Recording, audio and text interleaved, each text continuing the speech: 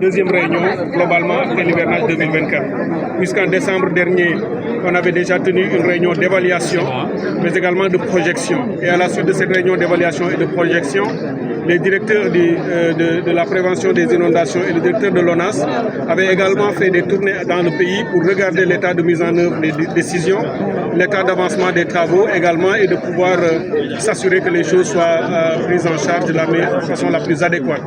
Et aujourd'hui, avec cette réunion qui est une première en matière de mobilisation des acteurs, il s'agit pour nous de l'entrée en matière.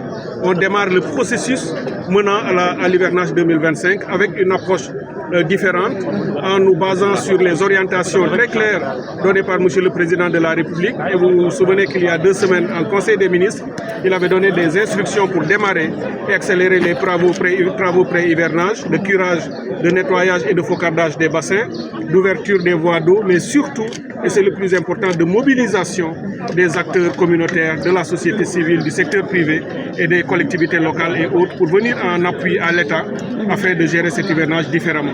Nous nous y sommes pris très tôt. Nous avons mobilisé l'ensemble des parties prenantes. Cette réunion est une première en termes de nombre de participants. Rien que déjà les gouverneurs sont venus des 14 régions, comme ça se fait habituellement. Toutes les structures opérationnelles de l'État sont présentes et nous avons également une participation inédite des députés qui sont venus. Au moins une trentaine de députés ont pris part à cette réunion du comité national, mais également les maires qui sont venus de toutes les grandes villes du Sénégal qui connaissent des phénomènes liés aux inondations. Autre particularité, c'est la grande participation des acteurs communautaires, les associations citoyennes qui luttent contre les inondations.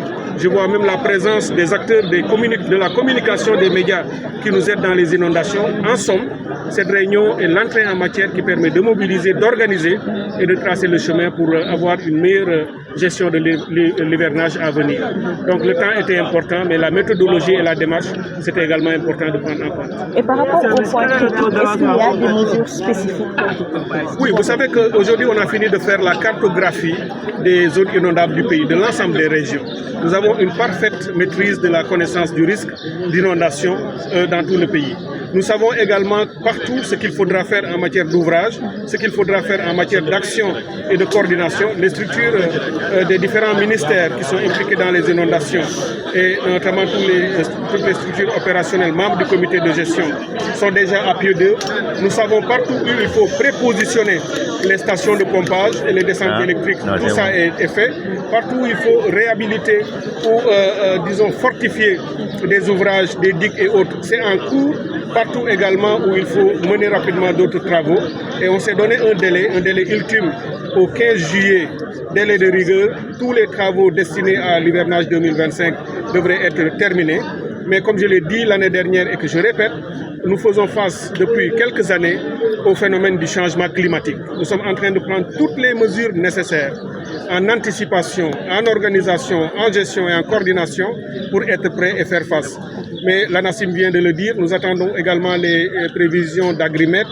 On s'attend, de toute manière, nous avons démarré en travaillant sur une hypothèse pessimiste et autre. Ça veut dire que quoi qu'il arrive, nous estimons que l'hivernage à venir sera tout aussi pluvieux, sinon plus pluvieux que l'hivernage passé. Donc il faut nous organiser dès à présent pour pouvoir faire face, sans doute à des inondations qui pourraient survenir suite à des pluies extrêmes que nous pourrions connaître, aussi bien en inondation pluviale qu'en inondation fluviale également sur les bassins du fleuve Sénégal et même de Gambie. Donc c'est un moment important pour nous, mais comme je l'ai dit, c'est une entrée en matière, puisque après la réunion du comité national de gestion des inondations, j'aurai des réunions spécifiques avec chacune des parties prenantes. Avec les gouverneurs de région, je ferai un suivi de près et à partir du mois de juillet, ce serait hebdomadaire. Avec les acteurs communautaires et les associations de la société civile et les citoyens, je les recevrai d'ailleurs et on organisera également avec eux une grande rencontre à l'occasion de laquelle nous pourrons rentrer dans le détail sur la façon de les mettre à contribution de la manière la plus efficace pour nous aider à atteindre nos objectifs. Je ferai de même avec les députés, je ferai de même avec les maires et représentants des collectivités territoriales, sans compter bien entendu les tournées que je ferai régulièrement à partir de la fin du mois d'avril en cours, partout dans le pays, et chaque mois j'y retournerai sur le terrain pour vérifier l'état d'avancement des travaux pour que, à la tombée des premières pluies, Inch'Allah, on ne peut pas dire que tout sera résolu, mais pour ce qu'un être humain sera capable de faire en matière de ressources humaines, mais également de moyens financiers de l'État, nous aurons à faire tout ce qu'il faudra faire en ce moment-là et le reste sera de gérer l'hivernage 2025 de la meilleure des façons. Monsieur le ministre, vous avez parlé donc on va passer du bulletin d'alerte au bulletin d'impact.